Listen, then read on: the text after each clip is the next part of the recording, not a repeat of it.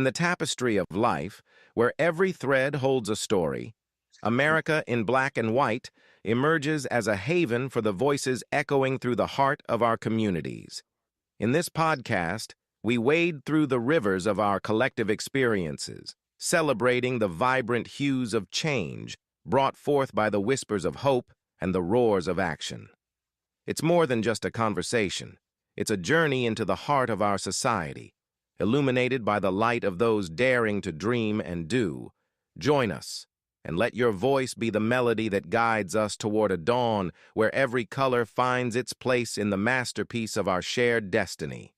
Together, let's paint a future brimming with the positives that dwell in our minds and the actions that shape our world. Good evening, ladies and gentlemen, and welcome to another episode of America in Black and White. Tonight, let me start tonight's show off with our Black History reflection, with it being Black History Month. And we're going to do a reflection on W.E.B. Du Bois. Tonight, we honor the legacy of W.E.B. Du Bois, one of the greatest intellectuals in American history. Du Bois believed that education, economic empowerment, and moral courage were the cornerstones of Black liberation. He challenged this nation to confront its contradictions and to recognize the brilliance, humanity, and potential of Black people. Du Bois taught us that our stories matter, our scholarship matters, and our spiritual grounding matters. And tonight's guest embodies all three, a man whose life reflects discipline, faith, entrepreneurship, and a commitment to lifting others as he climbs. Tonight, let me just jump now into the show as we get ready for tonight, which is season 4, episode 21. Tonight, we gather once again at the intersection of truth, history, and the Black experience, a place where our stories breathe, where our voices rise, and where our legacy continues to unfold. This is America in Black and White, and on this February evening, in the heart of Black History Month, we honor not just the giants whose names echo through time, but the living builders among us who carry that torch forward. Black history is not a museum exhibit. It is not a chapter we revisit once a year. It is a living, breathing continuum shaped by those who came before us and expanded by those who dare to lead today. And as we reflect on the brilliance of W.E.B. Du Bois, a man who challenged America to reconcile its ideals with its actions, we are reminded that the work of liberation is both intellectual and spiritual. Du Bois believed in the power of education, the necessity of economic empowerment, and the moral responsibility of leadership. He believed that our progress is collective and that when one rises, we all rise. Tonight's guest stands firmly on that lineage. From the streets of Oakland to the pulpits and business corridors of California, from the barbershop chair to the community front lines, Dr. Joseph Cannon has lived a life shaped by faith, discipline, and service. He is a husband, a father, a former athlete, an entrepreneur, a financial educator, a pastor, and a man who has built not just business, but safe havens, spaces where young men find direction, families find community, and God's presence is felt in every detail.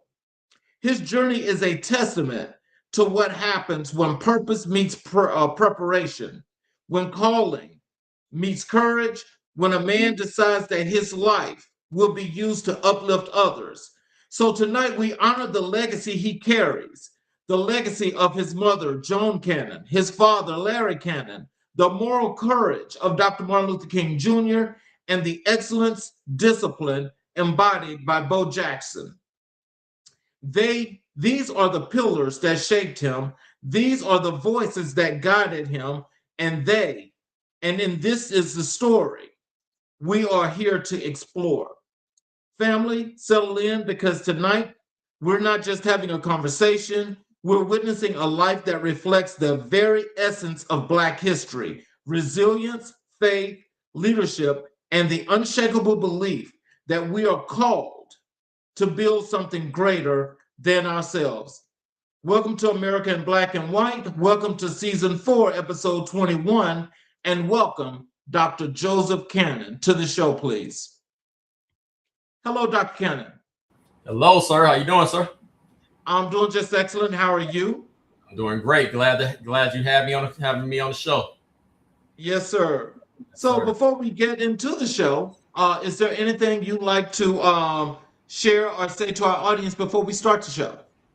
Well, like you had mentioned, just hearing everything that you mentioned about myself, I'm like, wow, he done all of that. But definitely, guys, you are in for some information. I would say just take in the info that's shared, but not only just take it in, but put forth the action behind it. You know, a lot of times we get the knowledge, but knowledge without power is useless. I mean, knowledge without action is no power. So whatever you retain, you know, put forth the action behind it. Great. Well, so what I would like to do first is to give the audience an opportunity to learn a little bit more about you Okay. before you became Dr. Joseph Cannon and up to this date. Can you tell us, growing up in Oakland, what values did your parents instill in you that still guide your life today? Well, from my mother's side, from both sides really, but my mother's side, mainly with the spiritual side, I told her I was a drug baby, you know, drug me to church.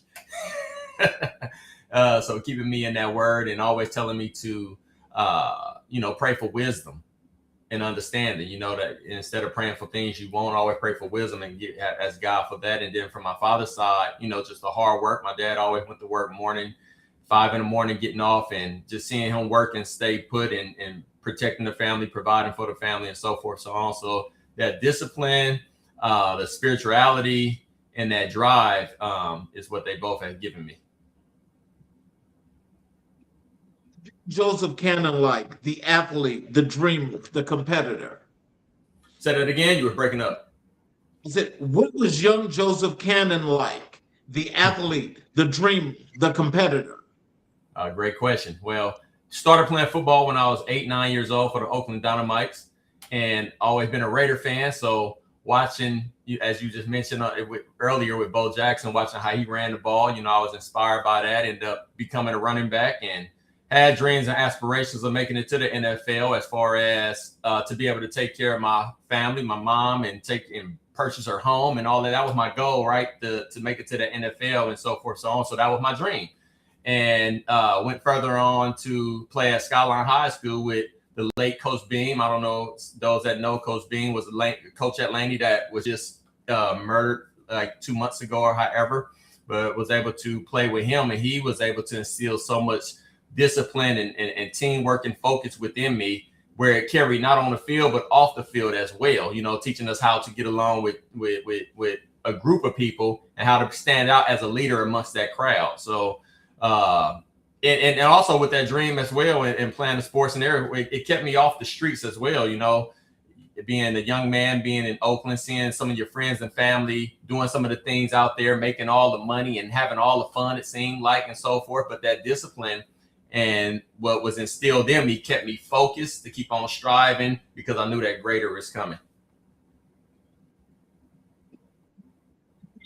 Football might not be your final destination. You was low again on the start. What'd you say? When did you first realize that football might not be your final destination? Wow. Well, I'll tell you what. When I went to Laney College, and I found that Laney, that the love was at its all-time high as far as for football. Right in high school, it was kind of like, do I really want to do this or not? But then when I got to Laney and played, the love for it came back. Right. And 19 years old, graduated, went on to Menlo College, played over there. And when I was at Menlo, I had my son. I was 20 years old with my firstborn. And when I was at Menlo College, they really wasn't running the ball too much, and it kind of took the love away from it because I was a running back, right? But in the midst of it, I ended up taking a hard hit in one of the games that we played. And after I took that hit a week later, my body had these tingly feelings in it, and I had a massive headache and didn't know what was going on. And I knew that God been calling me out to preach since I was a young man. So I remember looking in the sky and was like, Lord, okay, I'll preach. I go ahead and quit football, right? And I also was thinking about my son. My son was born, and I think he was 1 year old at that time. And I was thinking about my son and my health and everything. So I said, you know what? It's time for me to hang this up and figure out something else. So when you decided that you was going to hang up football, I mean, how did you get to the point of, delving through the things from ministry to this outstanding entrepreneur? How did you get to that point after high school Well, football? well, I'll tell you, when I graduated from Menlo College, I got my bachelor's degree in business management. They were saying if you go to Menlo and you get your degree from there, that's a statement saying that you got your degree from a prestigious school like that. And so I got that, and I was looking for a job, and nobody was hiring. They said it was the economy freeze because it was 911 and all that stuff was going on. And so I ended up going to get a job at 7-Up. I was driving the little pickup trucks, right? And driving those trucks, going stock shelves and everything. And one day it just hit me. I believe I was there for about 5 months, making $14 an hour. And it just hit me. I said, you know what? Here it is. I got my bachelor's degree, and it's people here on this job that's making more money than me, and they don't even have a degree, right? So I decided at that moment, I quit. I went to the supervisor and said, I'm going to put in my 2-week notice, and I'm going to do something else. And I told myself I'd never work for no one ever again, and never did. After that, I went to Barber College, and the rest is history. Transition from athlete to student shape your identity. You was low again at the beginning. Transition from athlete to student shape your identity. How did it from athlete to student shape my identity? Yes. Yep. Yes. Well, again, playing sports, you had to have the grades in order to play, or you can't play, right? And so, and again, the type of coaches we had, like Coach John Bean, he was very disciplinary, very honest about having our grades straight. And if you wanted to get a scholarship, you had to have your grades straight. And even before football too, though, well, I always played since I was a kid, but even when I was young in elementary and junior high and all that, I prided myself in getting good grades, because again, I'm the only boy. My mom and dad, they had 3 girls, right? I'm the third. And so I'm the only boy, and I always felt like the family name will have to carry on through myself because I'm the only boy. And then also I always wanted to make my parents proud without never being suspended from school and keeping the grades and everything as being a Black child in the city of Oakland. So it went hand in hand with my parents and with sports. You and your wife fostered children for 12 years. What inspired that commitment?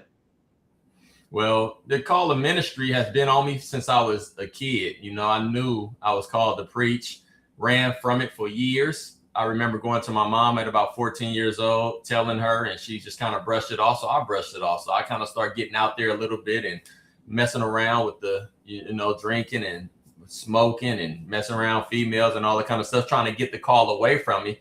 But it kept on. And so anyhow, with that being said, as in the word, it tells us that when we do for the least of them, we do unto him, right? So I always been a person to help get other people to the next level and kind of build up the underdog, right? And so my wife, she's always been good with kids. And at one point we were looking at doing a daycare, which we ended up getting our license through the daycare facility. But in the midst of that, they said by having a daycare license, you also can have your foster care license.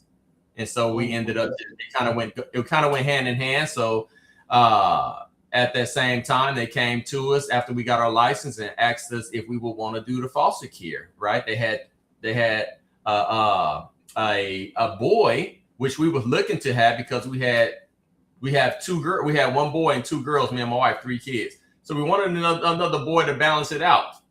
But then in the midst of it, when they told us about a child in the foster care, they had a a girl with him, and they didn't want to separate the two.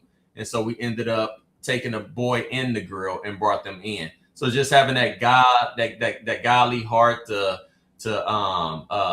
kindness, the show forth to bring somebody up and be there for other people. That's what kind of played the role with me and her taking them into our home, to see a different outcome come from them. How did fatherhood and foster parenting deepen your understanding of purpose? Fatherhood and what? And foster? Fatherhood and foster parenting deepen your understanding of purpose. Well, I once heard it say that 1% of everybody else's effort is better than 100% of your own. You can't do everything, right? But if you are one to help and another person helps, then it all collectively comes together and you actually see the change in the individual. Like the Bible says, a person that saves souls is wise, right? Because you see the difference that you make in that person's life by you planting a seed or watering a seed. And when God changed their life, you can see that. So the same thing as being foster parents and things, you hear of how foster kids, a lot of them end up in jail or end up passing away, right? But if you have a good home and treat them like your own, then it could be the opposite, right? And so by doing that, just was driven to really save lives and save redirect someone's life, kind of like what's done for myself and a lot of other people in the city of Oakland through coaching, being from having mentorship and coaching, it helped reshape where we probably could have went that we didn't go because they kept us busy and focused and disciplined. So the same thing in the foster care as well, So what role did Oakland itself play in shaping your worldview? What role did Oakland play? Yes. Well, a lot of natural born hustlers is in Oakland. So I had that hustling mentality from a young age, as far as even with me in business, but just having that hustling mentality when I was young. I remember there was a Olympic Sales Club book that would come to your home and it had products and prizes in it, but you had to sell so many items in order to get those products. And so I would go door to door and making sales so I could get what I wanted to get, right? Again, you didn't want to be broke as a child coming up in the town either, because a lot of people was out there selling dope your age, right? As a kid, making some good money, right? But to get away from that, what did I do? I ended up used to sell candy, regular candy at school, right? and borrowing money and saving my money. Just having that hustling mentality just came from Oakland. And also the toughness, of course, you gotta discipline and got to be able to stand on your own 2 feet. Coming from a historical place like Oakland, though, I mean, I understand that you get to learn the fast part of the city, but with all that richness that comes with the city, with that rich history, I mean, how did that influence any of the things that you learned in your growing up process? Mm-hmm. Well, I mean, again, standing on your two feet again. If you look back at the history of the Black Panthers that came from Oakland and standing on morals and fighting for the people, right? And so that type of mentality has been instilled in us. And then a lot of even the musicians, I mean, the rappers and things, that came from Oakland. A lot of the music may have had some explicit words, all the stuff, right? But you filter out that and you could feel that. And then you get that energy and you take out the good from it and you focus on it. And a lot of times, a lot of the people in the streets that was out there selling drugs or people that was the OGs that we say, right? A lot of them would kind of look at you as that light and come to you and say, hey, man, keep doing what you're doing, stay focused and things like that. And that also helped as well to navigate, because you look at what was happening and you see people going in and out of jail. You see people getting killed your age and you say, hold on, that's not the route I want to go. Later on in life, it's going to be reversed, so. Tell us this, though. So in all of that, because you apparently are one that actually stands out, because you are very successful at what you decided to do. When you were just mentioning the part about the policing and the hustling and all that good stuff, how did the policing, how did that shape your thinking, as to your process of growing up to be the man that you are today? I'll tell you what, in growing up out there, I was harassed a lot by the police, right? And being a young man, I remember driving my father's car and got pulled over, and they told me they thought the car was stolen, but really it was just because I was young and black, right? And they just wanted to test and see. I remember walking to the stores and police pulling up, making us get on our bellies and emptying pockets and everything when I'm walking to the store just because we had on gloves. But I'm like, I play football. We had our football gloves on and everything, right? So I didn't had, numerous of encounters with the police. Never been to jail or however, but I had numerous of encounters. I had to run a few times because I'm around a certain crowd, don't know what they go plan on this type thing or whatever. So did have to run. I got cuffed up a few times and everything. So if your mind ain't right, that could be mentally disturbing for somebody, But I think me being grounded in the word of God and knowing that in the end it's going to all work out, that kept me to keep on going and keep focused. But at the same time, I knew that the police harassment and everything was real. Did that make you more mentally tough as you grew into young manhood to being the entrepreneur that you are today? I'll tell you what, it kind of helped you shape. It does shape you because you kind of learn how to deal with the police. Sometimes as we see, a lot of times things could escalate, but you kind of learn how to navigate and deal with them, right? And so that's what it has taught me as well.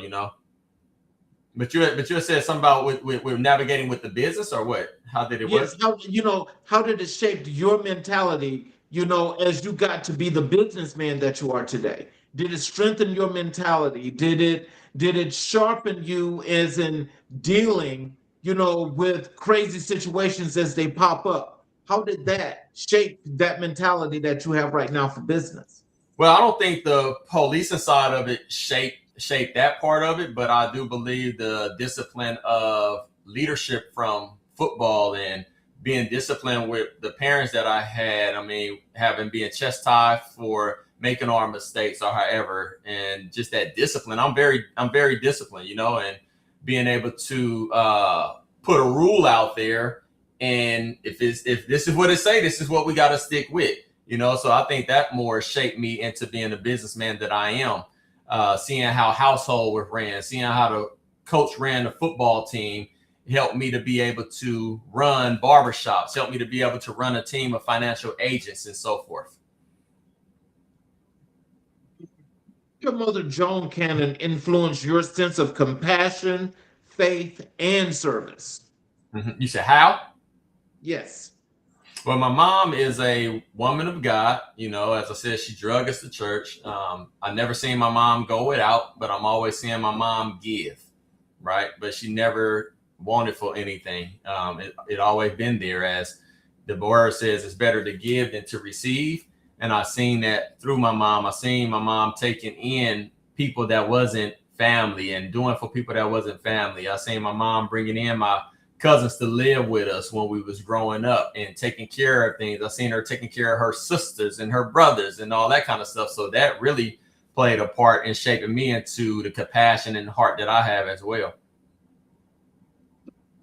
Did your father Larry teach you about discipline, manhood, and leadership?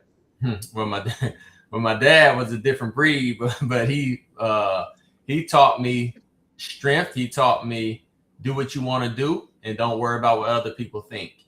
Always do what you want to do, not worry about what people say, this and that. And he didn't say it in that way, but but definitely. And the discipline side, as far as, my mom was really the disciplinary, but if my dad stepped in, it was serious. So a lot of times he didn't have to step in, but when he did and that voice come, he had a deep voice. So his voice would get you straight. Yeah. So a lot of a lot of things from my dad, I learned just observation and things. He wasn't one to sit down with me and had that one-on-one talks like that. But when we rode in cars in the car together, he'd give little nuggets, to check in with me, like, how this going, or you do this, or you make sure you do it. And those are our rides and talks that stuck with me.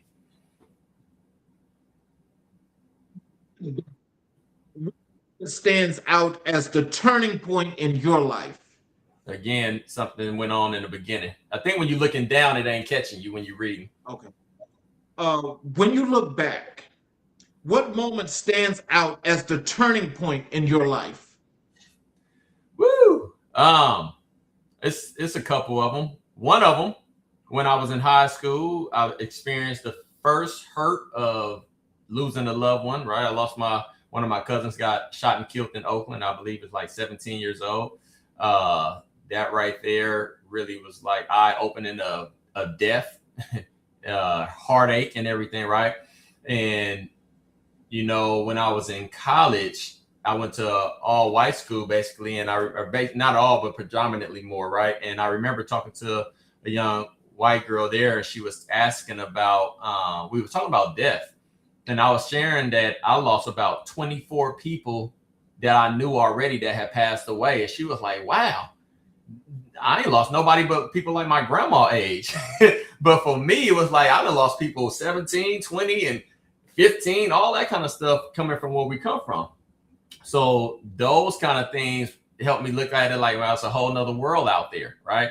And when I went to barber college, one of the main turning points that stuck out to me is when I got my barber license. I was always on the fence of this faith run with God. Like, is he calling me? Is he not? Am I this? Am I not? And so I had to go take a barber test, and my model faked on me the night before my test.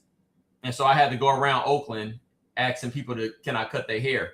And I went to prayer and prayed to God, and God delivered a homeless man to me. A homeless man was on the corner and yelled at me and said, hey, you got some change? And I hit a U-turn, and I asked him if he had some hair on his head. He said, yeah, I do. And he took off his head, had a head full of hair. And so then I asked him, do he have an ID on him? And he said, yes. And he said he was an old veteran, right? And then he said, I have a Bible too. Now, I didn't ask him if he had a Bible, but he said he had a Bible. So that let me know this is who God placed there. I took the man, spent the night, he took him to the hotel, had him stay with me, everything. And I'm young, right? And so the next day I took my test, and I thought I failed, but I passed the test, got my barber license, right? And so from that point on, I went back to the barber college to explain to the students, to let them know you want to make sure you get your model before your time comes, because this is what happened to me. And so while I was at that college, the barber instructor came to me and asked me to go cut hair in Fremont. Now, I had previously told him no twice. This was his third time asking me to go cut hair in Fremont. But because of that experience, it made my faith go up so high that I said, you know what? I'm going to step out on faith, and I'm going to go to Fremont. And I went cut hair in Fremont, right? The next year, I bought the shop where I went worked at. Oh, wow. So it elevated my faith. Got it. With that solid foundation, I mean, it's more than being resilient, is what you're displaying. But that's also a favorable part of leadership that's more than inspiring. That I'm sure that the people of your community, they have to look up to you and give you that credit, because a lot of times, a lot of us forget where we come from and what it is to pay it forward. But it seems like in your case, that is the one thing that you have only not forgotten, but it's what you do. And so from that point, which leads me into wanting to transition over to your work in entrepreneurship and being the CEO of KJ's. Because I mean, I guess what our audience is going to learn is that you have a chain of your stores. But take us back to 2002 and tell us what made you choose barbering as your next chapter. Well, again, coming up in Oakland, you can't go to school with a messed up haircut, right? And so we used to have my uncle cut our hair, and it was what they call a bowl cut. And so I started cutting my own hair. I would go to the barber shops when somebody else getting cut and watch barbers cut, and I would remember the steps. And so when I get home, I would practice on my own head. I was 15 years old. And so then I start going to school. People ask who cut my hair, and I say, I did. Now they want me to cut their hair. So now I'm cutting hair at 15, 16-year-old, making $5 and stuff, $10, cutting my uncle's hair, all that kind of stuff, right? And so after everything wasn't working with getting a job, and of course the NFL dreams was done, my mom kept on telling me you should go to barber college. She used to tell me that before, and I was like, I ain't about to be no barber. I don't want to stand behind no chair all day and just be standing. I need to move. And so anyway, but after it all hit the fan, that's when I went to barber college. And then that's when I ended up getting my license and getting over there to Fremont, you know. So I started at 15 because of that. But when I went over to Fremont, that was my first barber shop that I was actually working at. And I was working under a barber that had just bought the shop. Now, I was thinking, so my mind was I was going to go work at Supercuts. The reason I was going to go work at Supercuts is because I just won a first place hair competition with Supercuts. And I was thinking more so going over there, being a manager, having benefits and travel and all that, because barbers don't have no time off, right? But in the midst of me thinking of all that, when I got to the city of Fremont, there was a guy that was with me when I took the homeless man, and he came to the shop and he told me one day, this gonna be your shop. And I kept saying, no, this ain't gonna be my shop, you know, and he kept insisting, right? The name of the shop when I got there was called Master Clippers. And it was a guy by the name of Ken that just bought it from a guy named Kameh. So Ken bought the shop. Ken changed the name of the shop 6 months later to KJ's Barber and Hair Creations, which stand for Ken and Jamie, right? Him and his wife. But at that moment, I knew God was building this shop for me and one of my business partners, because I'm Joe. I had a business partner that I started off with named Kevin, right? But we say KJ stand for Keeping Jesus. And so at that moment, I called him and said, hey, we ain't even got to look for a shop anymore. God is building this shop for us. KJ is Keeping Jesus. And 6 months later, the guy's wife job relocated them, and they had to move to Seattle, and he had to sell the shop. And we was in a position to buy the shop.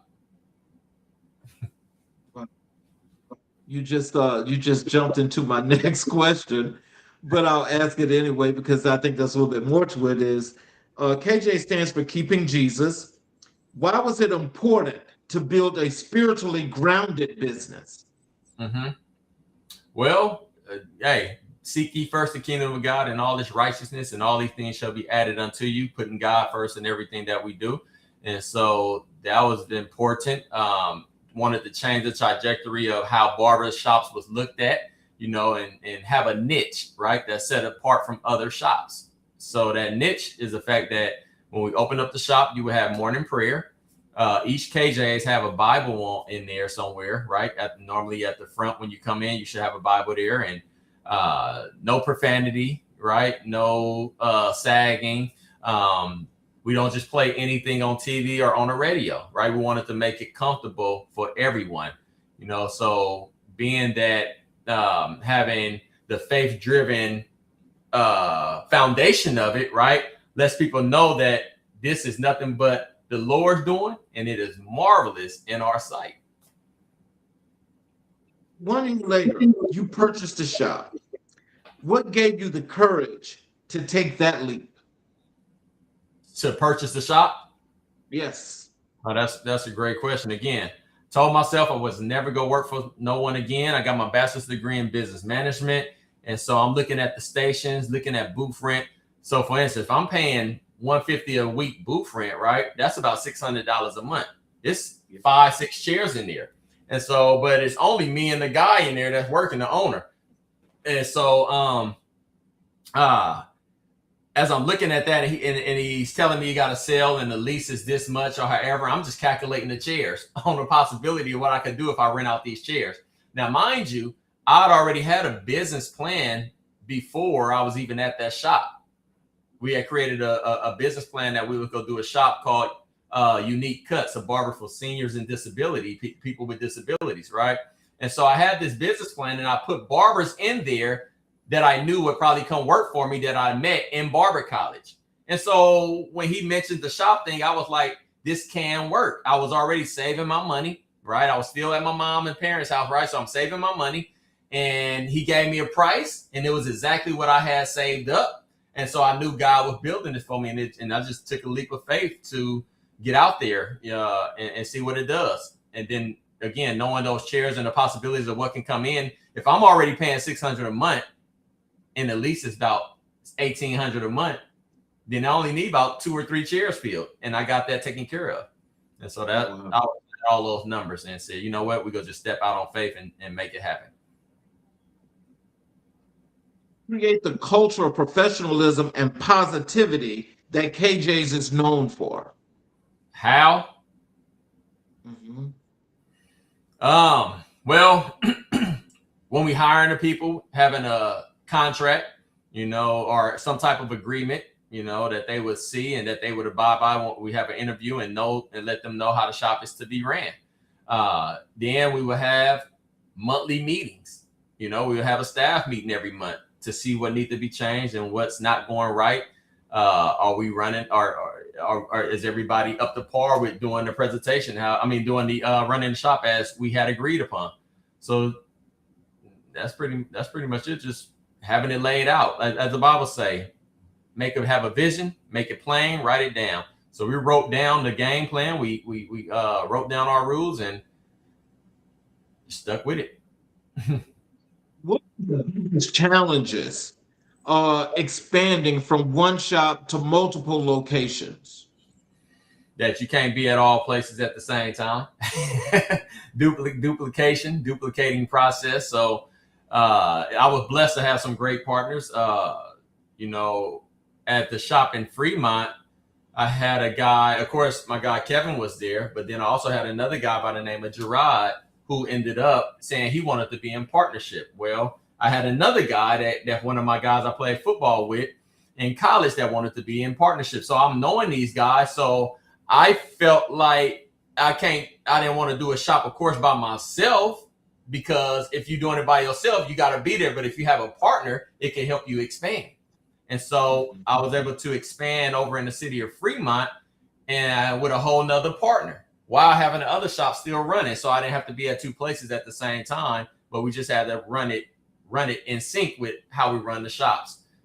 Same thing after we branch out to another shop, another partner comes along. So we was able to keep on repeating the process over and over again. So how did you choose your business partners as the chain grew? Well, my first business partner, me and him been together since 1st grade. And so my last name is Cannon and his last name is Rozier, right? And so we had created another business that we used to do. We used to do poetry and motivational speaking, books, right? I wrote a book. I have one here called Don't Give Up on Your Dreams, right? Inspire yourself by gaining wisdom. So that was part of Can Rose, which means you had an ability to rise. And so that business in itself ended up branching out to be a corporation, which ended up owning the barbershops. To maintain consistency across shops in different cities. Say it one more time, the first beginning part. What does it take to maintain consistency across shops in different cities? Yeah, you just said it. Consistency is key, right? I got that on my wrist right here. Consistency is key, being consistent. But it take you to how I was able to do it, open up a shop in a different city, but still keeping my foot in one city. So for instance, when opening up the shop in Hayward from Fremont, it wasn't that difficult because a lot of my clients that would come to me in Fremont was already coming from the Bay. So Hayward was actually closer for them, right? But then when I opened up a shop in Tracy, that was the difference, right? So when I moved to Tracy and bought a house in Tracy, I ended up working at a shop in Tracy first, paying booth rent. And so a lot of people was like, why are you working at a shop paying booth rent when you own 2 shops? But I was at that shop on Tuesdays Wednesdays and Thursdays, but then I would go to my shop in Fremont a couple of days out the week. In Hayward a couple of days out the week. So that way I could still cut my clients in the Bay. And then on the days I'm in Tracy, of course, I'm building a clientele base in Tracy. I didn't really have a goal at first to open up a shop in Tracy until it kind of just started happening, right? Clientele grew enough and I feel like, okay, it's time to get a shop out here now.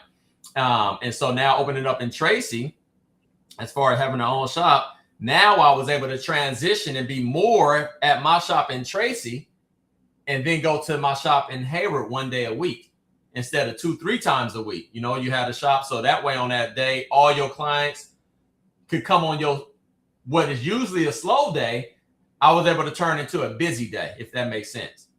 So normally at a barbershop, Tuesdays and Wednesdays is the slowest day of the week pretty much, right? But if I'm at my shop in Tracy the other days, and then I go to the Bay on a Wednesday, that just made my Wednesday busy. So now I'm busy throughout the week. With establishing not just your business plan, but your strategies as to growing your business out to expansion, how important was it to have the commitment, for those that wanted to partner and be a part of the growth and expansion that you grew into? It's very important to have a commitment, and so as you said before, choosing your partners. A lot of people don't know that when you in the shop, we watching. Well, I was watching to see how they carry themselves. So if you're a barber in the shop and you cleaning up without being told, and you wiping windows down without being told, you bringing things to the table without being told, that's a quality that you probably look for in a partner. So I seen that, and when one would ask me, hey, how can I get into a business with you? How can I do this, right? Well, I would already know from that person's commitment. That's how I was able to choose a lot of barbers to come work at KJ's from barber college. I watched how people came to school, how they treated customers in barber college. I was already having my eye on a few people. That way, when I went open my shop, I used to tell them in barber college, you go work for me one day. You go work at the shop one day, because I already was keying in on a few people. Same people that I keyed in on, they ended up becoming a barber at the barbershops, but then they also ended up becoming one of my business partners at one of the barbershops. So very important to have a commitment, but that commitment came from observation and watching and seeing how committed they were as a barber before they became my partner. So are you guys, for all of the business establishments that you have been able to create, are you guys partners, with all of those, or just particular businesses? Some of the partners are partners with me in the financial business as well, and some of them not. At one point, we had 8 barbershops, 8 locations over in the city of Fremont, Tracy, Brentwood, Newark, Oakland, Stockton, all over, right? But COVID happened, and we wasn't considered essential, so we had to close all the shops at the same time. So today, we have 4 shops still remaining. Okay. Yeah. Wow. But COVID came, that was tough. So how do you balance entrepreneurship with ministry and family life? Working the calendar. so like today, Monday is kind of like gym and get back, do some business on the financial side, but at the same time, get into your Bible for Bible study questions so that I can have it ready for Wednesday for Bible study, right? Once Friday, Saturday come, I'm tuned in on getting that word together for Sunday morning. I only cut hair one day a week now. So I go to the shop on Thursdays at 5:30 in the morning till about 12:30, and then I'm done. Other than that, I'm doing financial education. So what makes KJ's more than just a barbershop? The things that we do, give back, we give back to the community. We have what is called a day at the park, where we would, every year we would give back food and give out clothes, and Thanksgiving, sometimes so many hours of free haircuts. We even go on the roads and do different events where we do free haircuts and and what else we have? We do scholarships, kids that come to the shop, their parents can apply for a scholarship through the barbershop, right? And we able to help kids with their prom tickets or dinner for their proms. We used to do Bible study at the barbershops before I became a pastor. Oh, really? So, yeah. So, yep. So, well, what changed and what made you stop doing that? The Bible study? Well, I was preaching for about 4 years, and then I started doing prison ministry. I used to go to the prisons and preach, but then I ended up going back to school. And so it was just a lot, right? When I got back in school, I was going every Monday for 4 hours or 3-4 hours at night studying. I ended up getting my master's degree and my doctorate degree in theology. So I did another 4 years after college. I went back, did another 4 while running the barbershops, while having to foster kids, all kind of stuff, just busy. So that kind of had us break away from the Bible study at the barbershop so much. Do you give young barbers who want to become owners? What? Said it again? What advice do you give young barbers who want to become owners? Well, I tell them it's a great field. It's a great field to get into. But if you can make a whole lot of money in it. I'm actually writing a book right now called The Barber Game. And it's giving a game on what it takes to be a good barber, right? Because it's not always about so much you being the best hair cutting barber, but it's about, like you said earlier, consistency. It's about being there. It's about that first impression when people see, right? So this book is centered around what it takes to be a good barber and what it will take to be a barbershop owner. Because some people just want to be a barber, but some want to be a barbershop owner. So within the book too, I give that type of advice on what it takes to be a barbershop owner as well. So back to the question, if you coming to me that want to be a barber, I would say, yeah, it's a great field to get into. Take it seriously. Treat it as a 9-to-5 job. Show up when the time say on that door, because a lot of barbers treat it, they come in when they want to and leave when they want. But if you treat it like a 9-to-5 and you treat it having your guaranteed hours of when you go be there, then that's how your clientele will grow, because people know you there when you're supposed to be there. So let's transition over to your work in financial education and economic empowerment. You're also a real estate broker. What drew you into real estate? Great question. Again, when I was at when I was at the barbershop in the city of Fremont early on,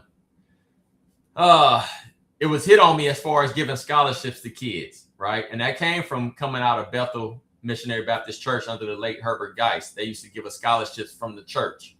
And so how can we give scholarships from the barbering industry, right? And so we started a company called Karen Rose Foundation, which is a nonprofit. And that's where the scholarship aspect came in on that. And so I felt with the real estate, the type of money that people make in real estate, when I close a house, I could take some of that money and donate it to my own nonprofit, give it out as a scholarship, and write it off on taxes for me. Look at you reading them regulations. That's what's up right there. That's the way you do it. Yeah, write it up. You're getting the big checks from real estate. Go put money in the church, put money in the Karen Rose Foundation. Those are 2 nonprofits. Then I can write it off. So how do you teach financial literacy to people who've never had access to it? Great question. The same way it was taught to me, I hadn't had access to it. There's a video I always like to bring up with these fleas in it. If you look it up on YouTube, there's some fleas in a jar.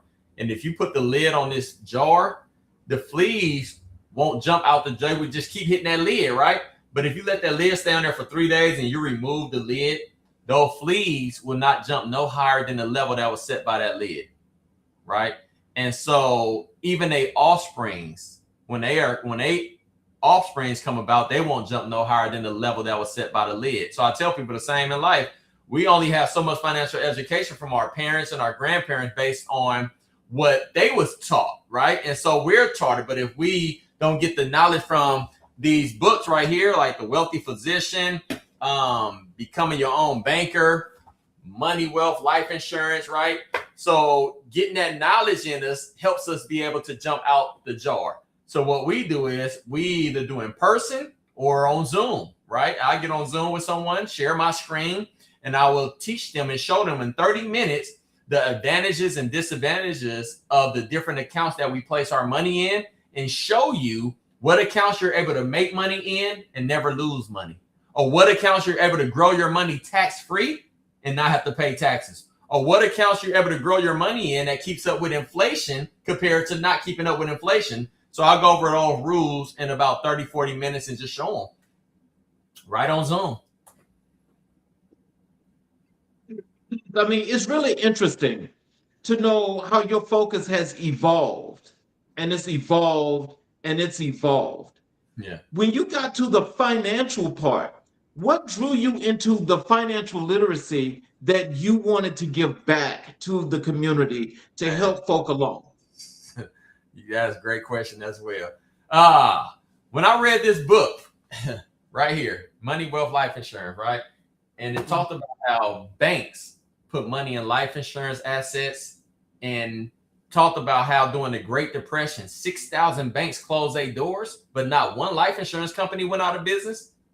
2008, 400 banks went out of business, but not life insurance, right? So that was an eye opener. And then to understand that Walt Disney that we see today is only here because that guy was able to take a loan from his cash value life insurance policy to fund what we see today.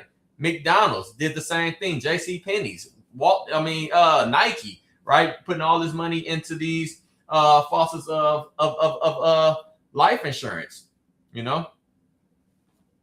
So you learned a lot about the the instrument itself, or did you just learn just the functionalities of insurance? Because some would think that they work hand in hand, but there are a lot of people that can afford certain instruments that really work multifaceted. So which did you learn first, or did you learn both, or how did that come about? Great question. I learned both. I learned both. And so to answer that too, let me go back to the other thing. The other thing that had me get so driven on this is I seen that on CNN, it showed that the net worth of a Black family in America is only $24,000. And when I ask us, and I'm talking to us, and I say, how much is your net worth? A lot of us don't even know what net worth is. And then when I say, if you sold everything you own, how much would it be worth? A lot of us just laugh because they don't own anything. And so it was so sad that I said, man, we got to make a change. And that's what really drove me to really be pushing this as well. And so, as you said too, with both facets of the life insurance, to help people not have a black eye against life insurance, because a lot of times people think life insurance and it's eerie, they think death, right? But it's living insurance because of the things that you can do with these accounts, even while you're living, right? And the type of benefits that come with these accounts that you can utilize while you're living, but you won't know about it if you keep getting in your own way. You got to be optimistic and get into the information and hear it. And then make a decision. Don't make a decision based on what you heard from everybody else, right? You hear it, you try it, and see what it do for you. Misconceptions you see in our communities. What's the misconceptions? What are the biggest financial misconceptions you see in our communities? The biggest financial misconceptions. What can I say? The biggest financial misconceptions in our community. I think a lot of times we look at people from the outside and look at what they have, not knowing that they really broke, right? You look at the expensive bags, or you look at this and not really knowing that they really don't have the money, right? They really are in financial stress. Ruins. Yeah. So the way we look at it compared to looking at, like, for instance, today I have an EV Hummer, or 2024, right? But I drove a Honda Civic for about 4-5 years. And people would be like, man, why you won't get yourself a car? And that's the thing with our community. It's like you got to stun a little bit or show off a little bit just to get their attention. That's crazy. But then at the same time, when I did get that EV Hummer, I understood too why getting that type of car and things like that. So you could write it off.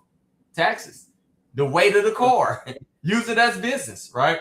But I think that's the biggest misconception for our community as far as looking at the shiny things and things like that and thinking that's the person that have it going on. Let me ask you, overall, when we talk about financial literacy, is it one of your goals, or is it just your goal, period? That from the overall financial spectrum, is it your goal to teach this to people within your community or our communities in general? Yes, it's my goal to teach to everyone. But of course, when I have us on a call, I really want us to grab it because we keep getting left behind. So definitely. But someone got to, again, get out their own way. It's a trip that a lot of people is so busy. They can't take 30 minutes to hear the information. All right. And so even today, Charles, I'm licensed in 28 states doing what we do. And that's the benefit of this Zoom, the benefit of the business that we able to do this in 50 states, including Puerto Rico and Canada, and grow a whole agency. Right now, I have an agency of about 65 agents that's on my team, You know what? I'm way past proud of you. I mean, because I think what you're doing is you're more than just being the example. You're trying to help those to get to that point, but you're showing by doing. That's Yes. what I think a lot of people need to see. Because Yeah. if they don't see it, then they can't do it, or they probably will not do it because they don't believe it's attainable. And so Yeah. I think that's where you separate yourself from a lot, Mm-hmm. in the bushel. So, being that cream that's rising to the top, how can you actually form something or think about forming something that's actually going to be a little bit more expansive to help folk from a community perspective, as to not just learn about financial literacy, but how to get themselves together? Mm-hmm. Great question. Well, with me, again, I'm at the church every Sunday, right? Pushing to save their souls and getting them towards God, of course, right?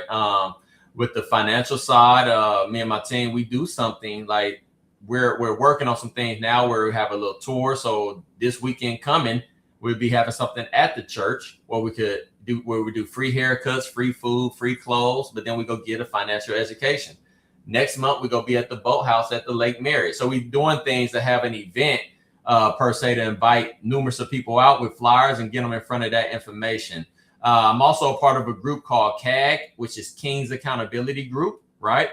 So we have something called Prince to Kings. That's mentorship of young man, teaching them how to cross over to adulthood. And so we have that going on as well. And it'd be at Salesians over in the city of Richmond. So, yeah. We're gonna get a little bit more into that in just a few, because I think that's also one of the great things that you do. Uh-huh. How important is ownership, whether property or business, in building generational wealth? That's very important. That's one thing, like you said, my father, that's one thing he did always say. He said, you only own stuff, right? Don't rent nothing. He didn't say it like that, but he said, so I always had that mentality, like I gotta be an owner, I gotta own it. So yeah, definitely with the properties and living trusts and things like that, you want to have that, because I look at it now that cost of living just keep on rising and it ain't gonna stop. It keep on getting higher and everything, right? And then the jobs, regular jobs and things ain't keeping up with that to be able to afford a home. So what your kids go do? What your grandkids go do, right? And so my goal is to be like, I need to go as hard as I can to set it up that what's here will last generation to generation to generation, right? So I mean that's right there is what I be